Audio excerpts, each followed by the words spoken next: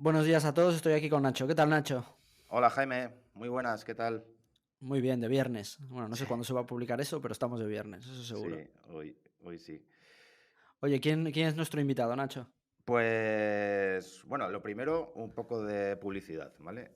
Que esto este episodio forma parte de una serie de podcasts que estamos haciendo en torno a la ciberseguridad y con ellos hemos querido acompañar el último informe que hemos hecho desde K Research sobre este apasionante tema y que hemos publicado recientemente.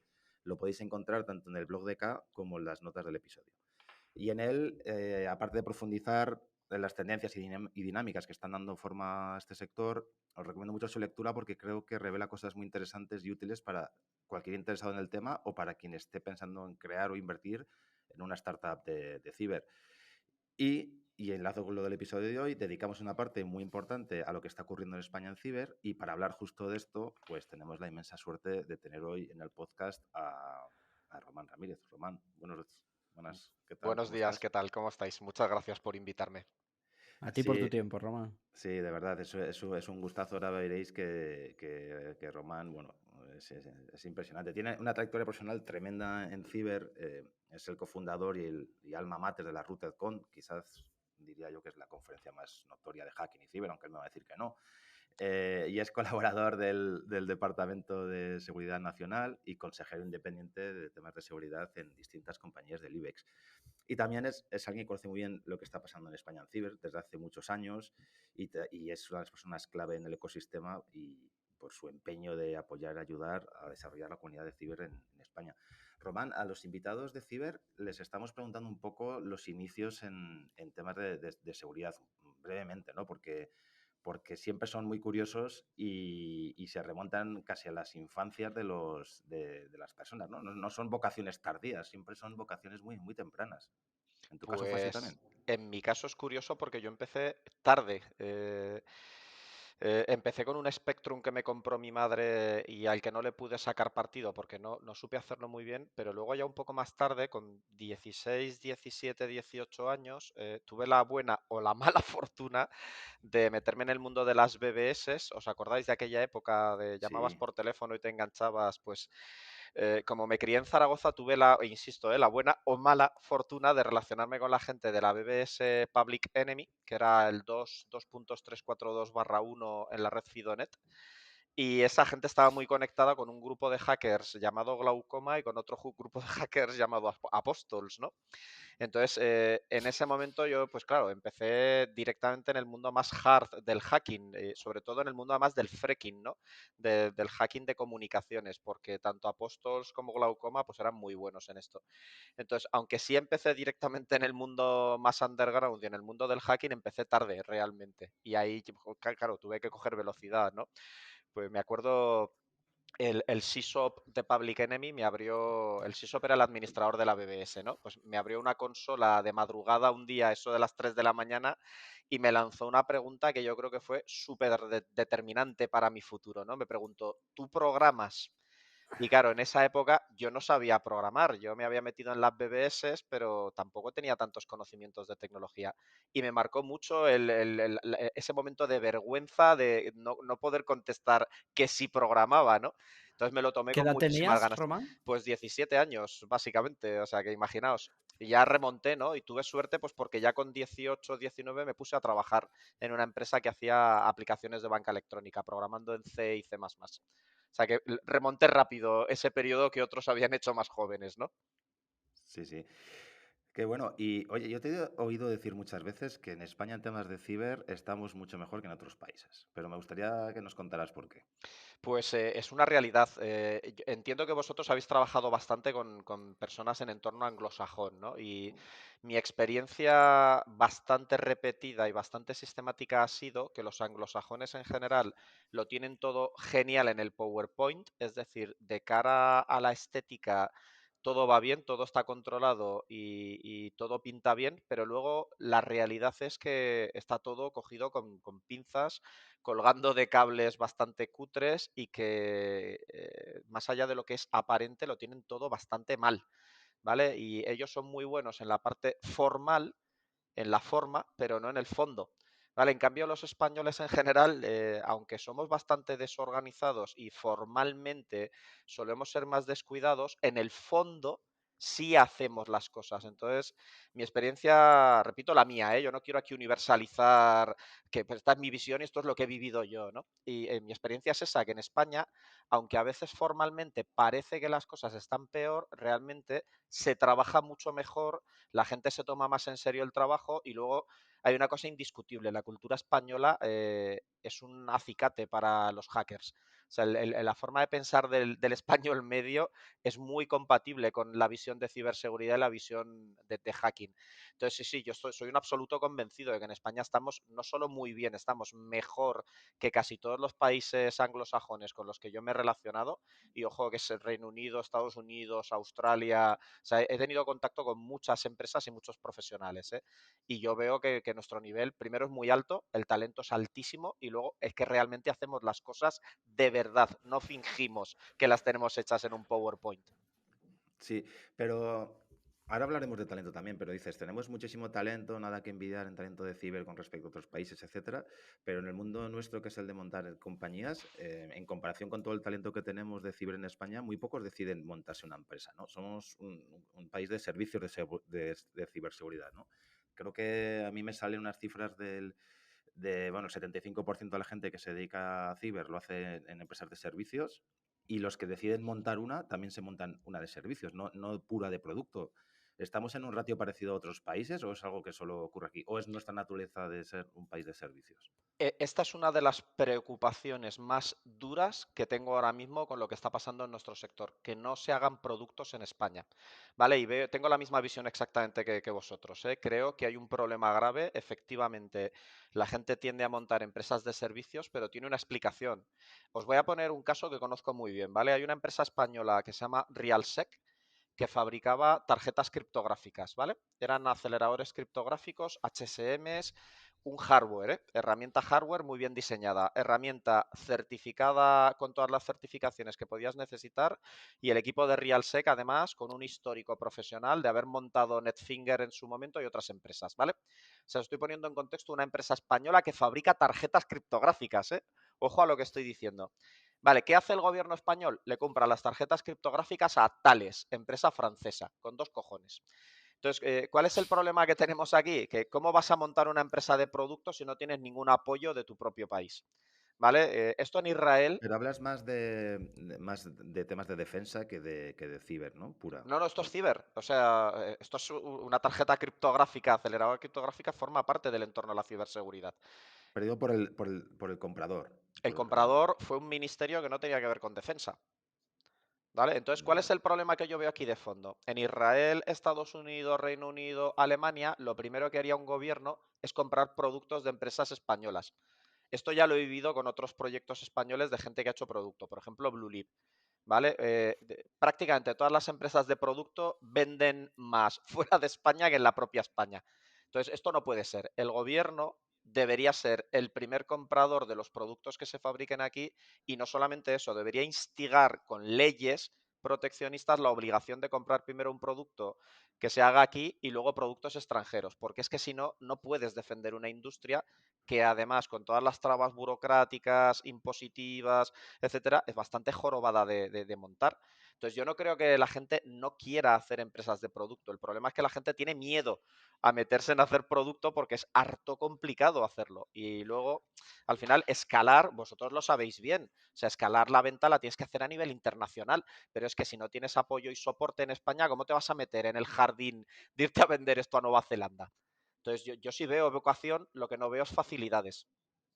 Pero no solo desde la parte gubernamental, ¿no? También tenemos una falta de compradores de tecnología ciber del IBEX, por ejemplo, de compañías de corporate más establecidas, ¿no? Pero Que quizás están siendo eso también te quería preguntar, más amarrateguis con el tiempo, confiando más en los incumbents, en Pero CrowdStrike, fíjate, en Palo Altos, pero que fíjate, Nacho, yo no lo veo igual, ¿eh? Y te lo digo yo como comprador de tecnología cuando estaba en Ferrovial, por ejemplo. Mi antiguo jefe, Juan Cobo, que es uno de los mejores profesionales que tenemos en el país, y yo, él era el Global CISO y yo llevaba la responsabilidad de arquitectura y operaciones de seguridad, ¿no?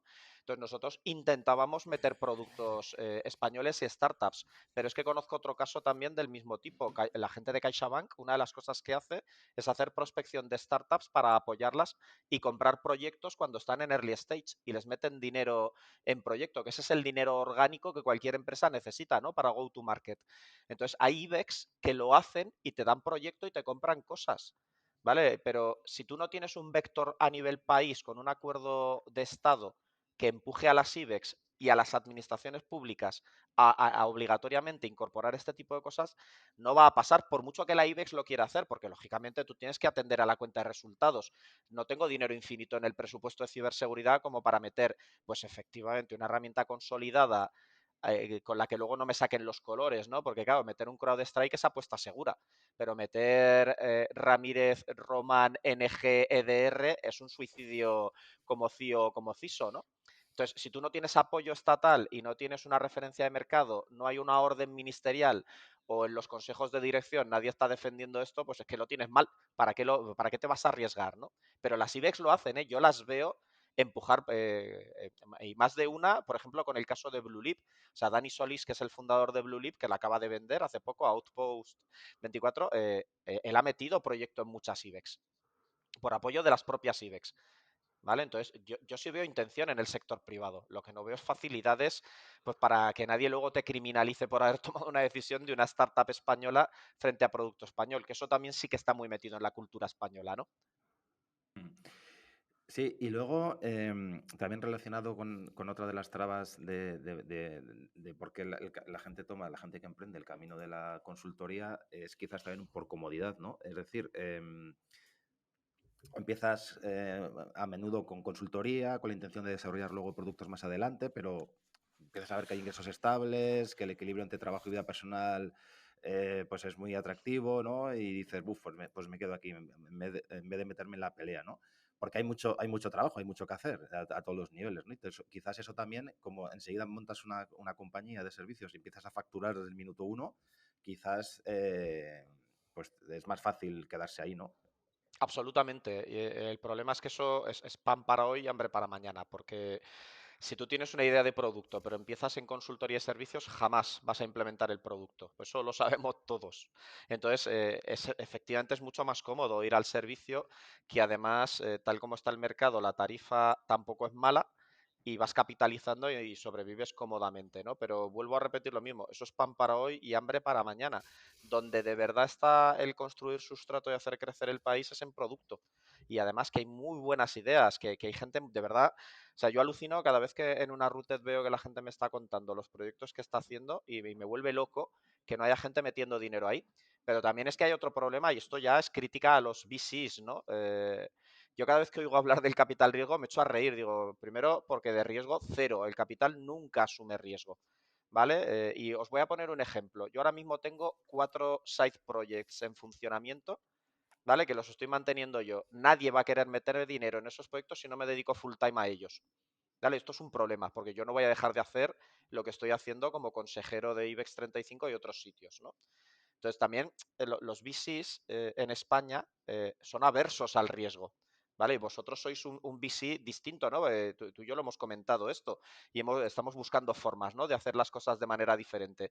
Pero al final lo que yo observo cuando hay dinero de por medio es o tienes unas condiciones draconianas que te dan por 45.000 euros, te meten la mano por el culo y controlan tu empresa, tienes el controller financiero y prácticamente para llegar al ARR que te piden o al go-to-market que te piden, tienes que caminar sobre cuchillas descalzo, ¿vale? O el VC nunca asume riesgo de nada. Entonces, a mí me parece que hay muchas cosas culturales aquí y que tenemos que cambiar, pero que de verdad que hay mogollón de gente con ideas de producto. Ahora, hace poco estaba hablando con unos chavales que se han hecho una herramienta de visión artificial que me parece chulísima, porque le han dado una vuelta más a cómo hacer algo crowd, ¿no? De visión artificial. Pues me parece súper inteligente. ¿Qué les está pasando? Pues que para poder acceder al dinero están teniendo que rizar el rizo para lograrlo. O sea, yo creo que hay cosas que cambiar y que si tuviéramos una puerta más fácil, la gente no tendería a hacer servicios, iría a hacer producto, que de verdad es lo que hay que hacer, en mi opinión, ¿eh? Sí, Por favor, Román, pásanos gente como los que mencionabas, que nos interesan muchísimo ese tipo de cosas. Os paso en 2 minutos 20 personas con proyectos, lo juro.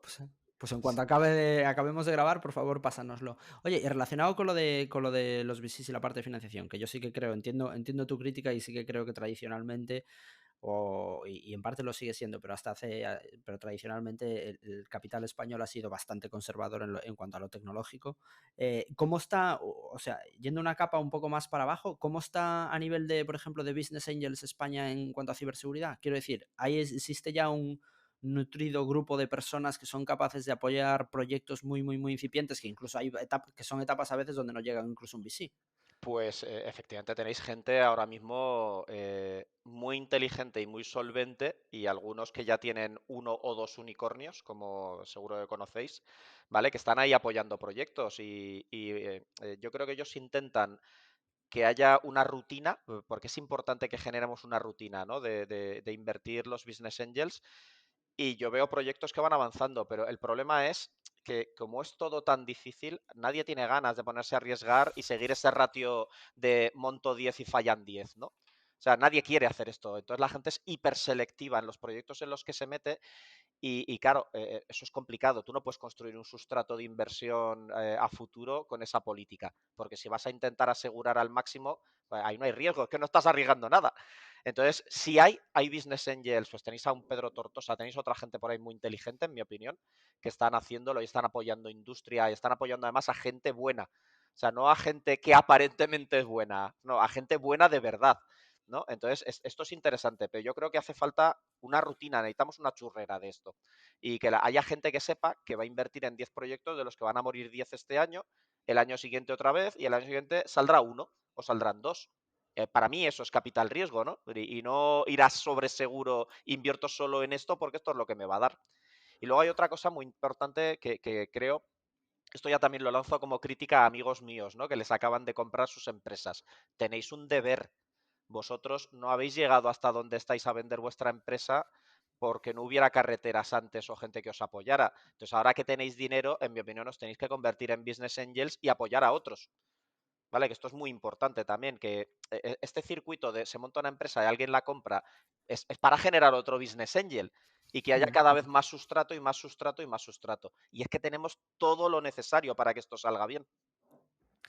Sí, eso, hablando con muchos emprendedores en España, incluso en Europa, se quejaban un poco de eso, de la falta de especialización de los VCs en temas de ciber, ¿no? Exacto. De hecho, en España yo creo que puro ciber, fondo de ciber solo hay uno, que es el Prosegur Ventures, y en Europa hay 3 o 4, no hay muchos más, ¿no? Entonces muchas veces también pues pasan desapercibidos o no hay esa red, como sí que hay en otros sectores, en los que los VCs entienden desde el muy inicio lo que están haciendo gente de ciber, ¿no? O sea, hay un desconocimiento por parte de los VCs en temas de ciber y una desconexión con la comunidad, ¿no? Con la comunidad de ciber que es inmensa y que está todo el día haciendo cosas. Eso es una crítica que ocurre. Por eso muchos montan directamente en Estados Unidos, o los que has dicho tú, que les ha ido bien y que tienen ganas de volver a aprender, que muchos no, una vez que venden ya no quieren saber nada y se acaba ahí la historia, la montan en Estados Unidos. No la montan Exacto. en España. La montan Exacto. porque parte de ese éxito, si ha sido un éxito grande, ha ocurrido porque lo han hecho bien en Estados Unidos. Y que es, ahora hablaremos de eso también, y entonces lo montan ahí directamente. Se me ocurren los casos de Monad o de Wazoo o de Exacto. Nuge, que son emprendedores o gente que salió de Alien Bolt o de otros Eso sitios y es, que han Julio decidido Casal, montarlo etcétera, sí. En Estados Unidos. Y es que ni se plantean volverlo a montar en España, ¿no? Entonces, eso creo que también es un problema para que haya más startups. ¿Aquí estás de acuerdo con eso? Absolutamente. O sea, has resumido perfectamente un problema muy gordo que tenemos. Para lograr ese escalado y ese go-to-market, lo logras finalmente cuando estás en Estados Unidos y en ese momento has perdido el control de la empresa. Ya no es nada, entre comillas, española y al final tú mismo te das cuenta que no tiene sentido empezar en España. Te vas directamente a Estados Unidos, que vas a rentabilizar la inversión mucho más rápido, con menos sufrimiento, porque aquí es un sufrimiento total y vuelvo a remitir al gobierno. El gobierno tiene una responsabilidad. A mí me da igual quién gobierne, el palo ideológico del gobierno no debería tener nada que ver con que haya un vector de generar una nación emprendedora. ¿Vale? Pero una nación emprendedora es que le das dinero a quien lo necesita para montar una startup, no que solo lleve Indra o 7 IBEX 35, que su área de innovación lo que hace es capitalizar y convertirlo en otra línea de facturación de I+D+I. ¿Vale? Que es maravilloso ver cómo están repartiendo los fondos, ¿eh? Que yo vamos, ya veremos cómo acaba eso, pero tienes absolutamente toda la razón, Nacho. Ese es el resumen del problema que tenemos. Y Countercraft, por ejemplo, que es otra empresa, David Barroso, es uno de los mejores profesionales de ciberseguridad del planeta. ¿Vale? Yo apuesto a que la tendencia de Countercraft va a ser irse a Estados Unidos o Reino Unido y se acabó. ¿Por qué? Pues porque David tiene que mirar porque su empresa vaya bien. ¿Vale? Pero es que el talento lo hemos forjado aquí en España y David ha estado trabajando aquí en España. Es que no podemos permitir que esto pase. Entonces, alguien tiene que querer arriesgar aquí. ¿Vale? Pues el dinero, como hemos dicho, es conservador. El gobierno está a su rollo. ¿Vale? Y pues alguien tiene que empezar a asumir aquí que tenemos que construir algo, ¿no? Has apuntado también otro problema también que creo que es estructural también y diría, si esto es más hablando de tendencia en España y tanto en Europa, de que he hablado con muchos profesionales, gente muy buena de top, y dice, es que no hay muchas empresas top en las que trabajar en ciber. Digo, nacionales, etcétera. Entonces, Sí, sí. enseguida les captan los de siempre, les ofrecen unos proyectazos, ya no digo monetariamente que también, sino intelectualmente unos retos fascinantes y la ausencia de esas compañías tan potentes, es verdad, tenemos muchísimo talento y muchas compañías pequeñitas de 5 o 10 personas, etcétera, que al final acaban siendo compradas por todos estos porque en ciber especialmente las grandes innovan con adquisiciones. Hay muchísimas adquisiciones y es un mercado tan competitivo que a la mínima que alguien encuentra algo que pita o que funciona, lo acaban comprando, te diría, cada vez por menos dinero. O sea, se compran cada vez antes, ¿no? Antes una compañía se compraba por... O sea, hay muy pocos... cada vez es más difícil ser un unicornio en ciberseguridad. Hay la mayoría de exits son de 100 millones, 300 millones, digo, las que han ido muy bien, ¿no? Pero hay muchísimos de 20, muchísimos de 15, etcétera, ¿no?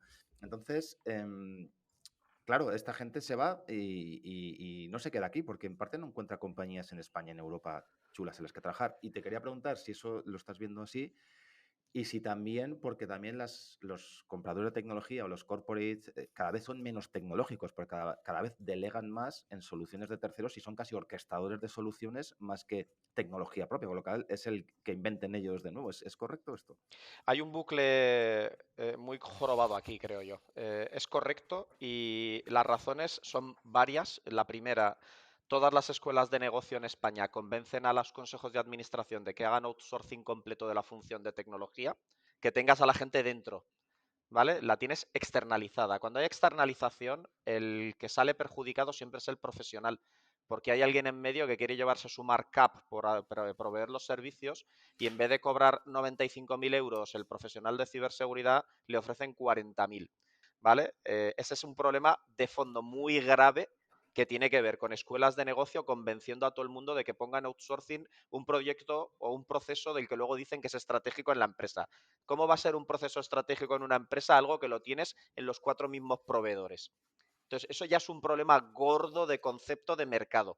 Porque entonces tú no tienes a la gente con talento dentro, porque no la quieres pagar, porque tú no quieres la grasa en la nómina que va a afectar a tu EBITDA. ¿Vale? Entonces prefieres que lo tengas en full OPEX en un proveedor que para ti en la Excel es predecible y fin del problema. Esto sumado a que efectivamente la concentración de proyectos cada vez es más grande, pero esto es normal, todos los mercados terminan concentrándose en 3 superjugadores y luego otros jugadores pequeños. Esto lo veis en cualquier mercado maduro. Un mercado maduro tiene 3 players enormes y luego otros players de segundo nivel y luego otros ya pequeñitos, ¿no? Entonces, es la tendencia lógica y natural de cualquier mercado, no debería ser diferente en otro sector, ¿no? Entonces, si sumas que no ha dado tiempo a construir ese sustrato, que las empresas no quieren la tecnología dentro, sino que es súper estratégico, pero está todo en outsourcing en 4 empresas. Es que hay un bucle muy jorobado aquí, de verdad, y es un problema, en mi opinión. Hace falta un relevo generacional en gente que solamente tiene pensamiento financiero en las empresas. Hace falta otro relevo generacional en gente que solamente tiene pensamiento técnico informático en las empresas, ¿vale? Porque es la única manera de llegar a esto. Y luego pasa otra cosa. la banda salarial en España es una mierda, ¿vale? Los headhunters, que hablo con varios, todos me dicen lo mismo, ¿vale? Cada vez que voy a entrevistar a un profesional español, lo primero que me preguntan es si es para trabajar para una empresa española. ¿Por qué? Pues porque pasa, yo cuando le digo a la gente que estoy facturando con una tarifa de 300 euros la hora, me miran como si me hubiera vuelto loco, ¿vale? Eso sí, a su abogado no dudan en pagarle 250 euros la hora, ¿sabéis? Entonces, que tenemos muchos problemas de concepto, que es que, o sea, no creo que tenga tanto que ver con que los VCs no quieran, con que no haya gente con proyectos, con que no haya oportunidades, con que no haya talento, con que no se pueda hacer, con que es que el mercado no te ayuda en nada para hacerlo, te conviene más irte a vender fuera o Mm. montarlo fuera directamente. Y ahora hablamos de ventas también, que es muy interesante, pero respecto al talento, es llamativo que el sector ciber es de los que más vacantes tiene abiertas, ¿no? En España creo que hay casi 30.000 puestos sin cubrir y es algo bastante endémico, casi 600.000, 700.000 en Estados Unidos, y nunca ha habido más certificaciones, cursos, programas para formarse, grados en universidades, etcétera. FP, Estamos muy sí. bien surtidos en eso, pero ¿por qué está pasando esto? Y luego también, si crees que lo que está pasando, o sea, en la inteligencia artificial, los avances que estamos viendo, que no son nuevos, sino que están siendo incrementales y cada vez están llegando más, están afectando mucho a los puestos juniors o les van a afectar muchísimo, con lo cual no tienen esa experiencia y cada vez el talento es más especializado, ¿no? Pero todo el mundo se queja de que le faltan manos. Absolutamente. Has dado con una cosa muy importante que a mí me tiene horrorizado y es lo siguiente. A ver, primero, hay que analizar el salario medio y el salario modal, ¿vale? Porque, claro, las empresas siempre te dicen que pagan en mercado. ¿En mercado de qué?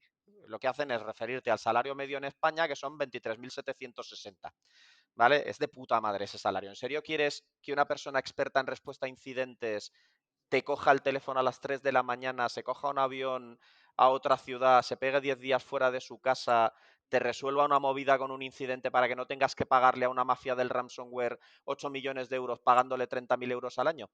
¿Seguro que quieres eso? Es decir, que para evitarte una pérdida total anualizada de 8 millones de euros, ¿le quieres pagar 35.000 euros o 40.000 euros a un profesional? ¿Seguro que eso es lo que pasa? Entonces, ¿qué ocurre? Que los profesionales no quieren trabajar con esas empresas. La gente buena se niega y se van a trabajar para empresas de fuera. Entonces tienes ahí una transferencia de talento a empresas que pagan bien, internacionales. Luego, la inteligencia artificial efectivamente se ha convertido en una amenaza, porque si tú no siembras juniors, dentro de 3 años no recoges seniors. Entonces, si nadie le da la oportunidad a niveles 0 y niveles 1 de profesionales, porque nadie quiere pagar un junior al precio que te están pidiendo ahora, al contrario que hacen las empresas de abogacía, que lo veis todos los días en prensa, ¿vale? Pues distintas empresas, bufetes de abogados que se han dado cuenta que para poder incorporar juniors les tienen que pagar 45.000 euros al año como juniors, ¿vale? ¿Por qué esto no pasa en ciberseguridad? Porque el salario medio, repito, 23.700 y pico, pero es que es peor. El salario modal, es decir, el más frecuente, ¿vale? Está por debajo de los 23.000.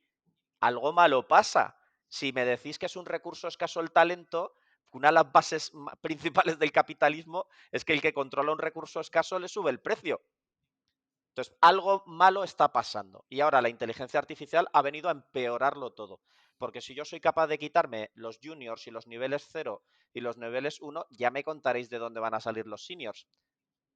Y si encima no quieres pagarle más a los seniors no van a querer trabajar contigo. ¿Y cuáles crees que va a ser las consecuencias más inmediatas de esa situación en el día a día, a medio plazo? Degradación de los servicios de seguridad, subastas holandesas cada vez peores y más draconianas en la administración pública, outsourcing anidado para que pierdas el hilo de quién es el que está prestando realmente el servicio y terminando en empresas extranjeras, que total, los salarios de Somalia o de Burkina Faso son súper competitivos, ¿no? Pues montaré empresas pantalla para que los servicios me los estén prestando desde vete tú a saber dónde a precio de 3 euros la hora, que esto lo he visto yo con empresas mexicanas, ¿vale? Entonces, pues vamos, tenemos una movida importante con todo esto.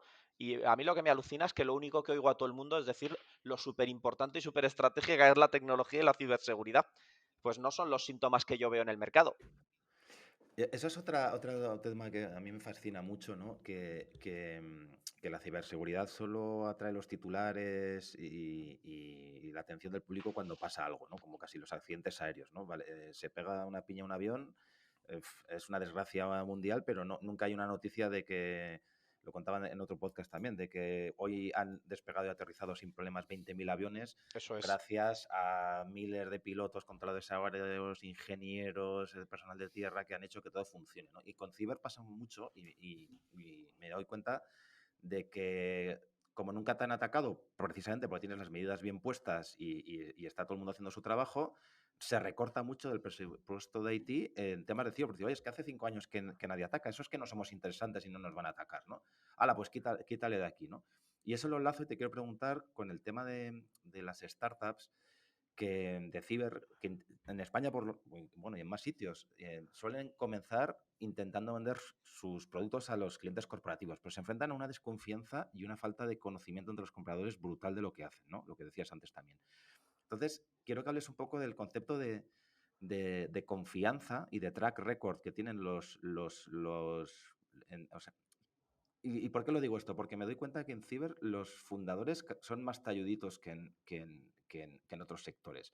Y se han construido una reputación a base de conferencias, en la comunidad, etcétera. Y entonces se gana la confianza de un CISO en no sé qué compañía que sí que se sale del rebaño y apuesta por esa startup. Pero eso lleva mucho tiempo generar esa confianza y perderla también. Entonces, con lo cual los ciclos de ventas son bastante largos.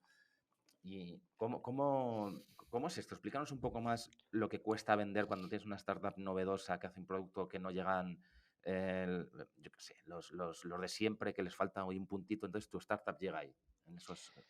Yo creo que el resumen lo has hecho tú muy bien, ¿eh? Al final, en las empresas grandes y en concreto en España, ¿eh? No quiero tampoco universalizar la opinión, pero en España la gente es aversa a decisiones que políticamente los coloquen en el punto de mira de nadie.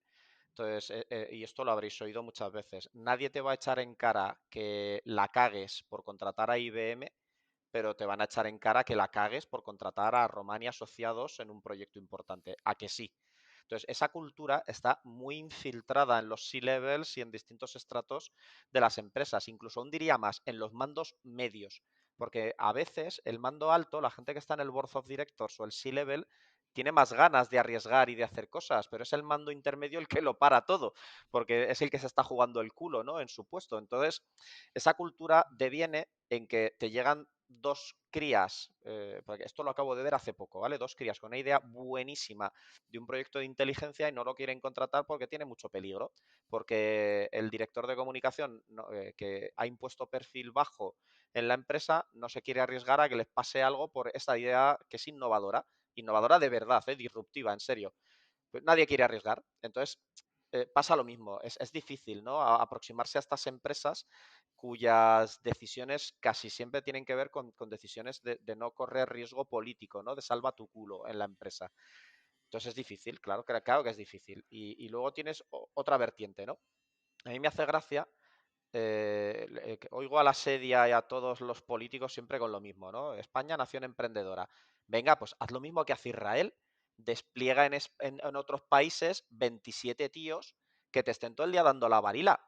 O sea, porque aquí en España yo conozco a toda la gente que está en la embajada de Israel comunicando a Israel como nación de ciberseguridad. O sea, es que me dan una envidia atroz. O sea, ojalá tuviéramos nosotros a todo este equipo en Hong Kong. Cuando yo quise montar Rooted en Hong Kong, me va a callar, no voy a decir quién, ¿vale? Pero alguien me dijo que si la empresa que queríamos llevar era de jamón de vino o de aceite. Y yo le dije, vete a la mierda, o sea, que te estoy hablando de llevar empresas tecnológicas españolas a Hong Kong. ¿Qué hostias me estás contando? Si hubiera ¿Vale? sido de aceite, te hubieran hecho más caso seguro, ¿no? Los de la Cámara de Comercio de Hong Kong me decían que estaban hartos del vino, del aceite y del jamón, que por favor que lleváramos algo tecnológico. No hubo ninguna ayuda. Cuando intenté hablar con el ICEX, me redirigieron a la página web del ICEX para que pagara 100 euros y me asesoraran. Es que ahí hay un bucle entero, de verdad, que a mí me parece enfermizo totalmente. Y luego, eh, que no se nos olvide que hay una serie de lobbies que ya tienen control del dinero y se aseguran de que se apoye lo que les interesa a ellos. Entonces, a mí todo esto me parece kafkiano. Con que de verdad, os lo juro, con que pusieran una persona en Estados Unidos o dos que estuvieran haciendo prospección de las startups españolas y las llevaran a Estados Unidos, como hace Israel con sus embajadores de ciberseguridad o sus ministros, ¿sabéis? Pues, eso ya sería un cambio radical, en mi opinión, pero pues al final todo ese dinero se lo están quedando los 4 de siempre que están ahí metidos en pues ese lobby, ¿no? De inversión. Y Oye, Román, entiendo. perdona, Nacho, y una cosita, y estos cambios que son muchas veces culturales, que tardan mucho en ocurrir, obviamente, estos cambios que dices tú, más en el sector privado de administración pública, o sea, desde el punto de vista del fundador de startup que decía Nacho, que está pensando en montar algo, o las dos chicas que tú decías, ¿qué puedes hacer? ¿Qué haces? ¿Te vas a vender fuera desde el primer momento? ¿Te vas a montarla fuera desde el primer momento? Yo lo que estoy haciendo a título personal es, donde tengo mano, intento presentar a la gente a los que sé que de verdad quieren hacer cosas dentro de las IBEX en concreto. Y también en la administración pública, donde sé que hay gente que tiene visión de largo plazo, pues también, por ejemplo, la gente del CCN-CERT, con las limitaciones que tiene el trabajar en el trabajo. Explícanos qué es el organismo, que Sí, mucha perdón, gente no lo conocerá. el Centro Criptológico Nacional, que tiene como funciones defender la administración pública y empresas de interés estratégico, ¿vale? El Centro Criptológico Nacional está constantemente intentando hacer cosas en pro del país, ¿vale? Intentan apoyar empresas, startups, abren proyectos, organizan un evento también monstruoso en España, que es en un par de semanas, por cierto, y es un evento muy grande, y tratan de dar visibilidad a esto. ¿Qué pasa? Pues que también tienen sus limitaciones, pero ellos lo intentan, ¿no? Entonces, donde yo tengo mano, intento presentarles proyectos y se los llevo para que hagan otras cosas. ¿Vale? Pero claro, eso soy yo a título personal de los contactos que ya tengo. Es que no debería ser así, que debería haber una churrera, que cada vez que aparezca una idea de proyecto haya gente como vosotros, que sois, en mi opinión, vosotros sois el futuro de los VCs, ¿no? Tenéis que empujar estas cosas. Pues gente que evalúe rápidamente el proyecto, le dé un scoring de riesgo, algo que tenga un riesgo de por encima del 70%, no lo hagas, o un NPV bordeando el cero, pues no lo hagas, ¿vale? Pero algo que esté en el 60% y con un EPV, con un retorno a lo mejor del 10%, pues venga, vamos a arriesgar, que a lo mejor esto lo podemos optimizar. Entonces, tiene que haber una churrera, tiene que haber una manera de que esto se haga y que no termine en manos de las 4 empresas de siempre, que insisto, lo único que hacen es capitalizar los fondos de I+D+I o los proyectos para que nadie les haga sombra. Eso no sé, es que yo también hoy me he levantado negativo, ¿no? Con esto, porque creo que hay que hacer cosas para cambiar. ¿Qué haría yo para cambiarlo? Hay que acercarse a personas de referencia del sector que te hagan de presentador en las IBEX 35. Acercarse a una IBEX 35 tú solo es imposible, ¿vale? Pero en cambio, si te acercas con gente de relevancia o que tiene influencia, es el camino, ¿vale? Por eso Selecciona decía bien. la importancia de crear ese network y esa confianza, Eso ¿no? es, De que cuando alguien te siente con esa persona clave del IBEX, pero eso eso cuesta es. mucho de construir, ¿no? Y eso también a los VCs también, pues, ese sentido de urgencia, ¿no? De cosas que llevan a construir tiempo, etcétera. ¿Crees que se puede acortar eso de alguna manera? Esos procesos, esas cosas. Y luego, sobre todo, ¿qué le puedes dar consejos porque muchos fundadores de ciber son súper techis y son súper nerds de lo suyo, pero esa parte así de política, de moverse, de hablar y tal, ellos están focalizados en su producto, ¿no? Entonces, ¿qué pueden hacer para este tipo de cosas? Esa es la churrera a la que me refiero. Esta gente tan buena técnicamente en una cosa muy vertical, como estás comentando, a lo mejor lo tiene más difícil pues para una reunión política de rascarle el lomito a 4 personas, ¿no? Pero ahí un VC inteligente lo que tiene que hacer es facilitarle ese trabajo a esa gente, ¿vale? Lo que voy a hacer es ponerte a una persona que gestiona bien las relaciones políticas, a una persona que te va a ayudar con la profit and loss. Es verdad que te va a meter un controller financiero para que no te gastes el dinero en comprarte un Tesla, sino que lo metas en desarrollo, ¿vale? Pero para ayudarte, y te voy a quitar de encima todas las mierdas burocráticas, todo lo que tú no entiendes de ir al mercado, de generar una RR para que luego vayamos a un Series A o lo que sea, ¿vale? Yo te voy a ayudar con eso, ¿vale? Y deja que ellos hagan producto. ¿Cuánto va a costar eso? ¿70.000 euros en burocracia más luego unas nóminas o lo que sea? Si es que no es dinero. O sea, es que, no sé, a mí, entonces yo creo que el camino es crear ese sustrato o esa churrera donde en colaboración con el VC y con personas de referencia introduzcas los proyectos y que todo el mundo sepa que estamos siguiendo un vector de arriesgar. O sea, lo que no va a salir es que no arriesguemos nadie. Alguien tiene que arriesgar. O sea, yo ya he asumido que mi generación está perdida. O sea, yo creo que los de mi generación, nuestra obligación es intentar lograr que la siguiente tenga ese sustrato. O sea, yo no, mi mayor preocupación ahora mismo es intentar encontrar gente como vosotros y otra gente. Hay otros fondos por ahí con los que estaba hablando pero claro, se quieren centrar más en temas pues, de defensa y otros entornos, ¿no? Creo que eso es lo que hay que lograr, esa churrera. Hay que fabricar esa churrera que haga que a los más técnicos alguien los canalice a las empresas. Y luego también, y por ir conduciendo más, porque estamos solo fijándonos en las cosas que están por mejorar y hay muchas cosas que están yendo bien, ¿no? Y tampoco me gustaría que diéramos la impresión de que todo está perdido, de que todo está increíble, ¿no? Que muchas veces hablamos poco de lo que va bien y de lo que funciona, ¿no? O sea, nosotros sí que creemos que ese sustrato está mucho más establecido que hace años, o sea, hay muchas más facilidades. Pero te quería preguntar, en vuestro ecosistema, en todas las conferencias, en toda la gente con la que hablas, también hay un desconocimiento grande a la miriada de VCs que existen en España y de gente interesada en tecnología que la hay. O sea, hay como que no se mezclan mucho y creo que también, ya que nos has metido bastantes collejas, pero quizás una crítica hacia la comunidad ciber es que como que no hace mucho esfuerzo en tomar contacto con gente como nosotros es una labor por las dos partes, ¿no? De darse a conocer, ¿no? Pero he llegado a hablar con algunos emprendedores muy, muy jóvenes, muy iniciales, que no tenían ni idea de que en España había VCs. O sea, no sé cómo decirte, no digo que los conozcas a todos o que tengas los contactos, ¿no? Pero que no tienen, o sea, no han hecho como un poco de esfuerzo en descubrir que hay cosas, porque al final esto es muy pequeño y no solo con nosotros, es muy fácil contactar con un business angel o sea, sobre todo en fases iniciales, que España está muy bien surtida de este tipo de capital. Recibo la pedrada y me la quedo, ¿vale? En su momento intentamos organizar una mesa redonda de emprendimiento y contactamos pues, con distintos grupos, ¿no? Ellos saben que estamos ahí, saben que los he invitado repetidamente a venir a Rooted a hacer prospección, ver proyectos. Organizamos un proyecto durante unos años que se llamaba Rooted Forge, que es Forja. Le dábamos espacio a la gente para que pusiera sus mesas y presentara proyectos y viniera inversores. No vino ni Dios. ¿Vale? Entonces, ¿cuál es el problema? ¿Hemos sido nosotros desde RootedCon que no somos capaces de atraer a esos VCs que dices que hay tantos y que están seguros súper atentos al mercado? ¿O los VCs están centrados en una serie de personas que les dicen que inviertan aquí o allí que a lo mejor no son las personas correctas? Porque hace unos años salió un criptógrafo valenciano diciendo que había inventado la criptografía irrompible, la criptografía de residuos, y le metieron millones de euros a ese imbécil porque era un imbécil, ¿vale? Millones y millones de euros. Entonces, ¿qué es lo que veo yo últimamente? Es verdad, hay dinero por ahí, si dinero es fácil. Lo que veo es que el dinero va a ideas de Vaporware, ¿vale? Y alucino con los proyectos que veo que la gente financia. Entonces, a lo mejor me quedo la pedrada y como dices, las collejas que he mandado yo a los VCs, pues vamos a hacerlo nosotros. Tenemos marzo de 2024, montemos una mesa redonda. Y si queréis, en colaboración, vosotros traéis VCs y yo intento traer gente con proyectos, a ver qué os cuentan. Porque tela, ¿eh? Con los comentarios que oigo de gente que se ha acercado a inversores y tal. Y luego, un comentario así amplio. Yo, de verdad, si queréis meteros en un proyecto, por favor, no le pidáis a un tío técnico que se ponga a hacer un business plan, que te haga escenarios de profit and loss a 4 o 5 años para ver cuándo hacen even, pues lo van a hacer mal y van a mentir como bellacos, ¿vale?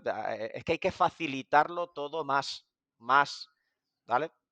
Mm. Vamos a hablar un poco más de la RootedCon, que yo creo que mucha gente de nuestra audiencia no la conoce. ¿Por qué son tan importantes este tipo de eventos? Y cuéntanos un poco también la historia de la Rooted, ¿no? Y cómo ha ido cambiando con los años, ¿no? Porque nosotros vamos a mil eventos y muchos tipos de eventos de todo tipo, pero los eventos de ciber son bastante especiales. Son el sentimiento de comunidad y todo lo que se genera a su alrededor es como citas muy importantes, no casi que se esperan con deleite por parte de los participantes, ¿no? Exacto. En el 2009, en España había ya bastantes eventos interesantes de ciberseguridad y de hacking, ¿no? Pues tenías Securmática, que era un evento más orientado pues, a decisores, tenías No Con Name y había eventos muy, muy interesantes, ¿vale? El problema que había, en mi opinión, había polarización. Es decir, estaban los hackers por un lado, los expertos profesionales por otro y luego otros grupúsculos, ¿no? Entonces, una de las cosas que a mí me parecía lamentable era que no hubiera un punto de reunión donde tuvieras fuerzas y cuerpos de seguridad del Estado, hackers, entorno profesional, abogacía, administración pública. O sea, tenía que haber, en mi opinión, un punto de reunión donde estuviera todo el mundo. Para mí eso es una comunidad. O sea, una comunidad no es donde solo están los hackers o los del perfil ideológico de izquierda o los del perfil ideológico de derecha, ¿no? Una comunidad, tú no eliges a tu vecino del tercero. O sea, tu vecino del tercero será como sea, pero es que es tu vecino del tercero. Entonces, en una comunidad, en mi opinión, tiene que estar todo el mundo. Entonces, eso fue la premisa fundacional de montar Rooted. Queríamos un evento donde poder hablar con todo el mundo. No que la policía es mala y los hackers son malos, no. Quiero hablar con todos los que están en el sector, quiero hablar con todos los que están en la comunidad. Entonces, nosotros le intentamos dar un enfoque profesionalizado, es decir, a nosotros no nos interesa el consumer. O sea, yo no quiero que venga ciudadano de calle. Lo que queremos es que vengan profesionales de cualquier categoría. Entonces, ¿por qué ese ambiente tan especial como señalas, ¿no? De los eventos de ciberseguridad? Pues porque la gente está muy acostumbrada a comerse movidas en la trinchera y al final has tenido que colaborar pues con Guardia Civil, con el Centro Criptológico, como decía, con gente pues que no es como tú, ¿no? Pero que los dos habéis tenido que estar peleando contra cibercriminales o contra cosas muy chungas, ¿no? Entonces, esa comunidad se construye por eso. ¿Cuál es el futuro de estos eventos y por qué son tan importantes? En un mundo donde todo el mundo, por abaratar y escalar, tiende a hacerlo todo en remoto, ¿vale? A mí me hace gracia, veo los eventos remotos y lo alucino, porque claro, ¿qué hace la gente? Quitas la cámara, quitas el micro, te vas a desayunar y tú estás ahí en el evento, pero no estás, ¿vale? Porque es la realidad de los eventos remotos, ¿no? Entonces, ¿nosotros qué hacemos? Nosotros no hacemos streaming, obligamos a que la gente esté presencial, porque hay que construir la comunidad. La comunidad se construye estando en un sitio reuniéndote con gente que no es como tú, ¿vale? Y de ahí emergen ideas buenas, porque la diversidad, el tener gente distinta hablando, es muy importante. Entonces, estos eventos yo los veo esenciales, creo que no sé si será Rooted con el principal o no, pero tiene que haber eventos de referencia en los países y en las culturas, ¿no? En general. Y luego, nosotros todos los años intentamos darle visibilidad a cosas que creemos que son importantes, ¿vale? También... en- Son temáticas las Rooted, cada año son en torno a algo, hay sí, un tema principal. sí, siempre. Y el, Otra cosa es que el tema principal sea evidente para la gente, ¿vale? Pero nosotros intentamos que haya como un hilo vertebrador, una idea principal en cada evento que hacemos, efectivamente. ¿Y cuál es el del año que viene? Pues no te lo puedo decir porque entonces te revelaría logotipos, iconografía, imagotipos, etcétera, pero queremos ir a temas de identidad. La identidad es un tema muy importante, ¿vale? Y queremos hablar alrededor de la identidad, ¿no? Mm. No lo voy Sí, a detallar mucho, pero es eso.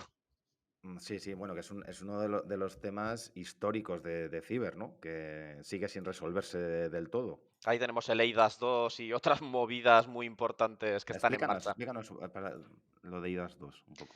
El EIDAS es digamos que la norma o estándar o referencia de identidad digital europea. Entonces, tuvimos una primera versión que fue un trabajo muy interesante, trabajó gente muy buena en estos proyectos, pero ahora EIDAS 2 quiere evolucionar a otras ideas, pues por ejemplo, como la autosoberanía y el wallet. El wallet es una oportunidad muy interesante, ya que estamos hablando aquí de startups y tal, hacer un wallet para la identidad europea es mandatorio.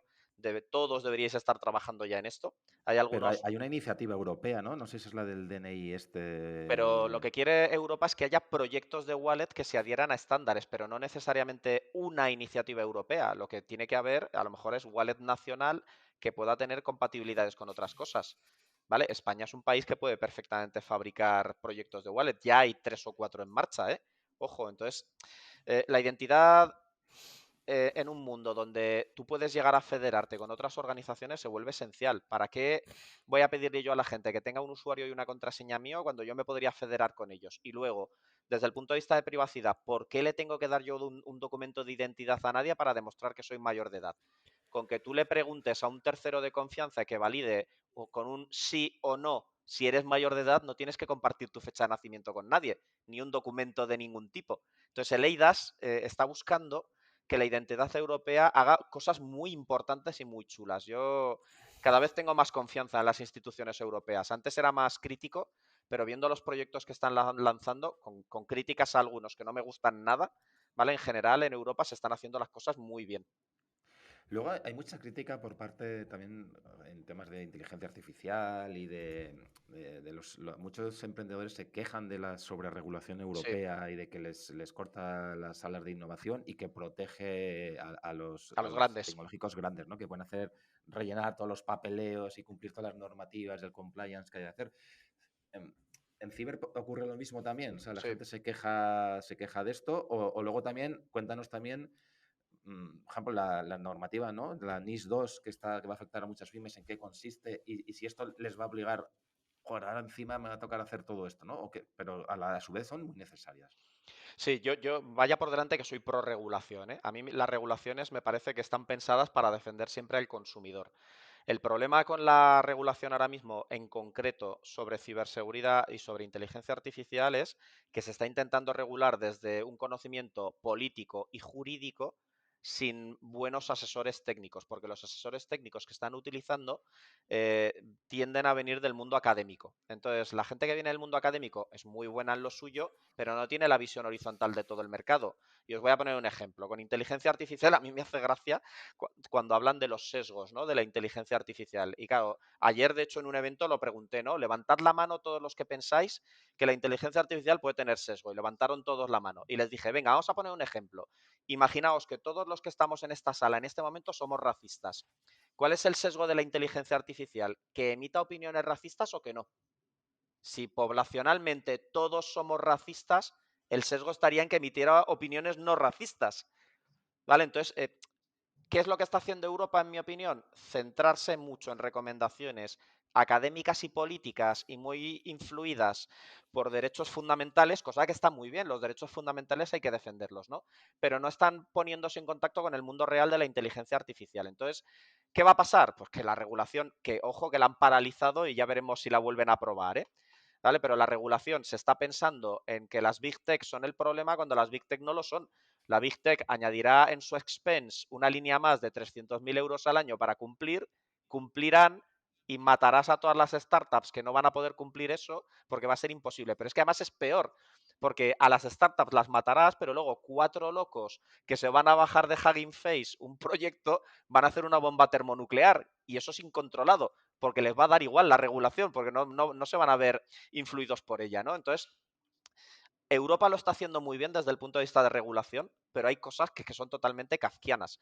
Y en el tema de ciberseguridad, la NIS y la evolución a NIS 2, en mi opinión, eran totalmente esenciales porque es un cachondeo lo que hay, porque la gente, Pero en vez de centrarse en que estemos... vamos a explicar el por qué, ¿no? El porqué Sí, o sea, digo, porque este podcast es más divulgativo, pero mucho viene en parte porque las compañías pequeñas están siendo cada vez más atacadas. Ya no solo son las grandes compañías, sino decir, la pyme de 10 empleados, de 5, de 20, de 50, ¿no? Entonces se les está obligando un poco a cumplir ciertos estándares de ciberseguridad, ¿no? Háblanos un poco de esto y por qué sí, las pymes son tan atractivas sí. para los ataques, ¿no? Y también preguntarte, porque pasa mucho cuando hablas de ciber con compañías pequeñas o como individuos, que dices, bueno, pero a mí quién me va a querer atacar, pero si yo soy un tío de la calle, ¿no? O si yo tengo una empresa de cojinetes en no sé dónde. Sí. Pero en realidad son vectores quizás no porque sean interesantes, sino porque son la puerta a otra cosa. Exacto. La norma NIS y la norma NIS 2 están muy centradas en muchos casos en empresas esenciales o en servicios críticos, ¿no?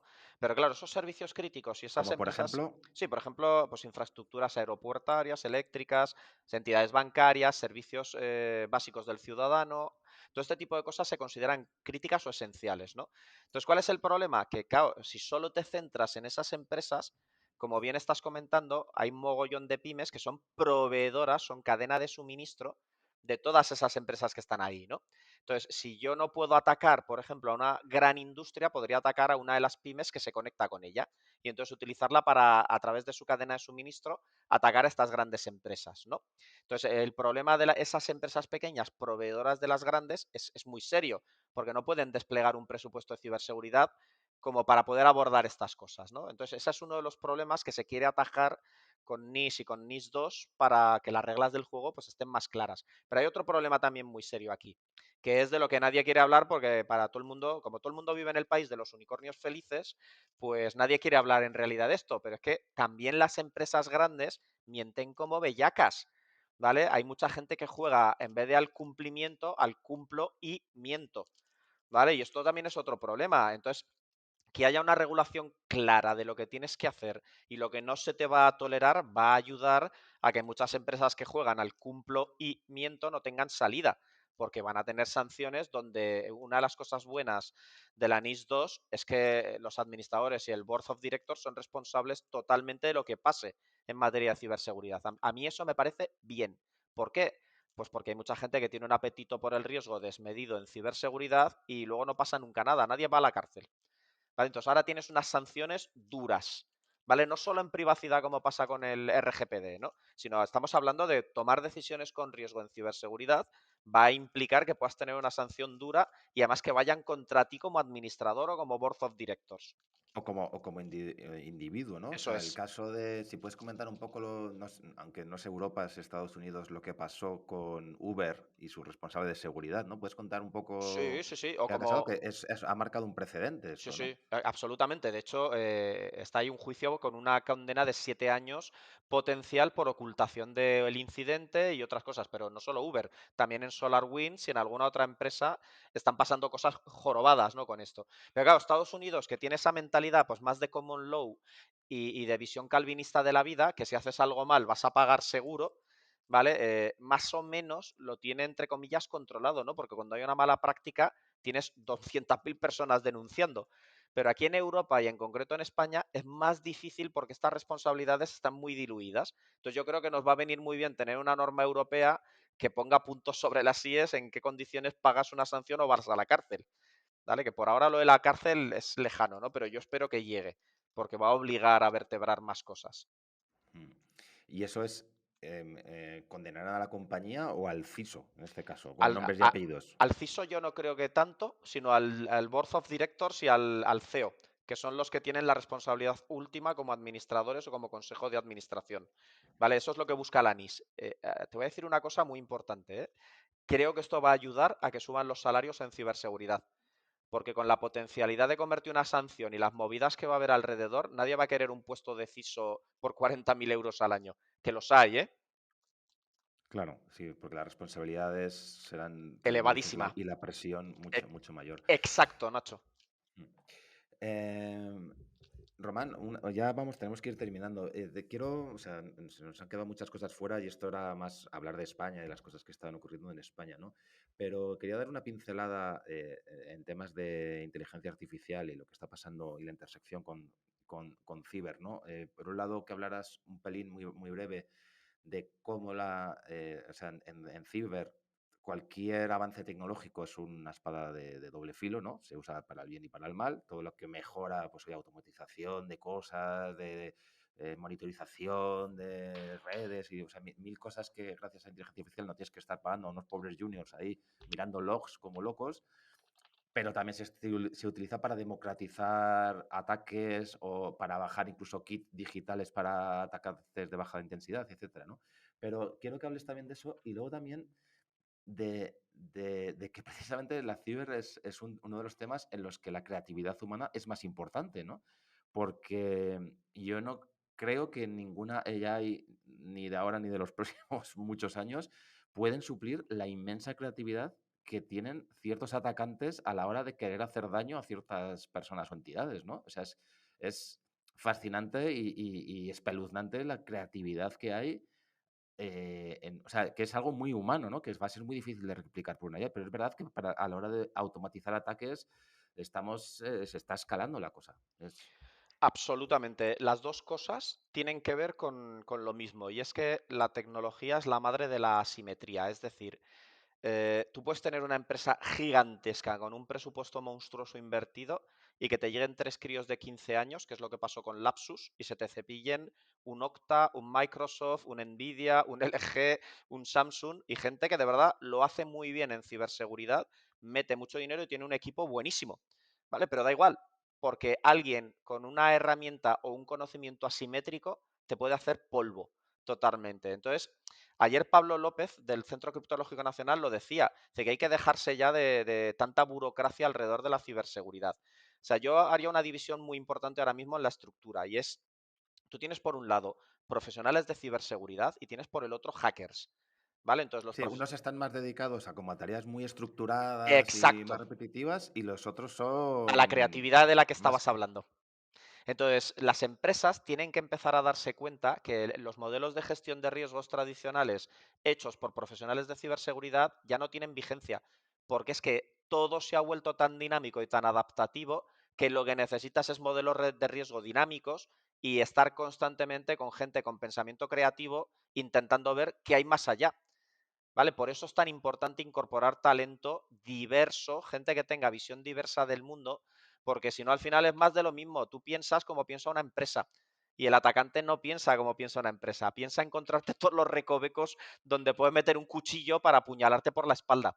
¿Vale? Y eso solo lo puede ver alguien con ese pensamiento creativo del que hablas, es importantísimo. Pero claro, si todo lo tienes en outsourcing con 3 puñeteras empresas, pues el pensamiento creativo tú no lo tienes dentro de tu casa, lo tiene otro que ya te lo venderá caro o no.